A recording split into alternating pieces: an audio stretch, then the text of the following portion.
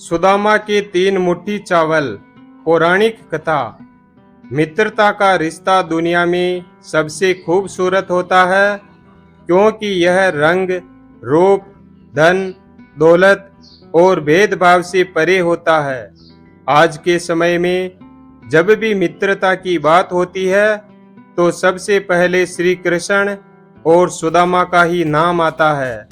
बाल्यावस्था में भले ही श्री कृष्ण, सुदामा और अन्य मित्र एक साथ पढ़ते थे, लेकिन एक समय ऐसा आया कि जब श्री कृष्ण द्वारका के राजा बन गए और उनके मित्र सुदामा इतने गरीब हो गए कि भोजन की व्यवस्था करना भी कठिन हो गया था। सुदामा की पत्नी सुशीला ने उन्हें द्वारका जाकर द्वारकाधीश श्री कृष्ण से मदद मांगने को कहा। सुशीला की बात सुनकर सुदामा पहले तो थोड़ा हिचकिचाए, लेकिन सुदामा के पास इसके अलावा अन्य कोई रास्ता भी नहीं बचा था। इसलिए वे मदद मांगने के लिए श्री कृष्ण के पास जाने को तैयार हो गए। कहा जाता है कि राजा, गुरु, मित्र, बेटी और मंदिर, इन 5 जगहों पर व्यक्ति को कभी भी खाली हाथ नहीं जाना चाहिए। यही सोचकर सुशीला पड़ोस से 3 मुट्ठी चावल मांग कर लाई और चावलों को कपड़े की पोटली में बांधकर सुदामा को देते हुए कहा कि इसे श्री कृष्ण के श्री चरणों में भेंट कर देना।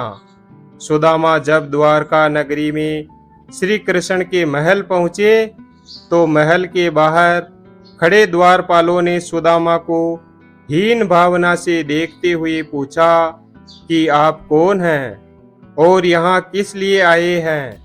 जब सुदामा ने अपना परिचय दिया और कहा कि वे श्री कृष्ण के मित्र हैं, तो द्वारपालों ने महल के अंदर जाकर यह बात श्री कृष्ण को बताई। श्री कृष्ण अपने मित्र सुदामा के आने का समाचार सुनकर महल से द्वार के पास नंगे पांव दौड़े दौड़े आ गए और सखा सुदामा को गले से लगा लिया। श्री कृष्ण सुदामा को महल के भीतर ले गए और सुदामा को अपने राज सिंहासन पर बिठाकर अपने आंसुओं से उनके चरण धोए।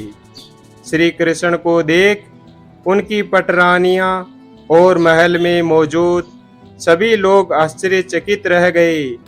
सभी यह सोचने लगे कि द्वारकाधीश ये किस व्यक्ति के चरण धो रहे हैं। श्री कृष्ण ने वहां मौजूद सभी लोगों को बताया कि ये उनके बचपन के सखा सुदामा है। श्री कृष्ण ने जब सुदामा से कहा कि वह उनके लिए क्या संदेश लेकर आए हैं, इतना सुनते ही सुदामा को लज्जा आ गई और उन्होंने अपनी पोटली छिपाकर कहा, कुछ भी नहीं, मुझे तुम्हारी याद आई और मैं तुमसे मिलने आ गया। इतने में श्री कृष्ण बोले, क्यों झूठ बोलते हो सखा? क्या आज भी बचपन की तरह तुम मेरे हिस्से के चावल खाना चाहते हो? यह कहते हुए श्री कृष्ण ने खुद ही सुदामा से वो पोटली ले ली और चावल खाने लगे। जैसे ही श्री कृष्ण ने एक मुट्ठी चावल खाई, तो इसके बदले उन्होंने सुदामा को 1 लोक की संपत्ति दे दी। इसके बाद श्री कृष्ण ने दूसरी मुट्ठी चावल खाकर सुदामा को 2 लोक की संपत्ति दे दी। भगवान श्री कृष्ण तीसरी मुट्ठी चावल खाने जा ही रहे थे कि रुक्मणी उन्हें रोकते हुए बोली, प्रभु, यदि आप 3 लोकों की संपत्ति इन्हें दे देंगे, तो अन्य सब जीव और देवता कहाँ जाएंगे? रुक्मणी की बात सुनकर श्री कृष्ण रुक गए। इस तरह श्री कृष्ण ने सुदामा की मदद की और प्रेम पूर्वक उन्हें विदा किया। वीडियो अगर पसंद आया हो तो वीडियो को लाइक और चैनल को सब्सक्राइब करें। धन्यवाद। और कमेंट करके बताएं कि कहानी कैसी लगी है आपको।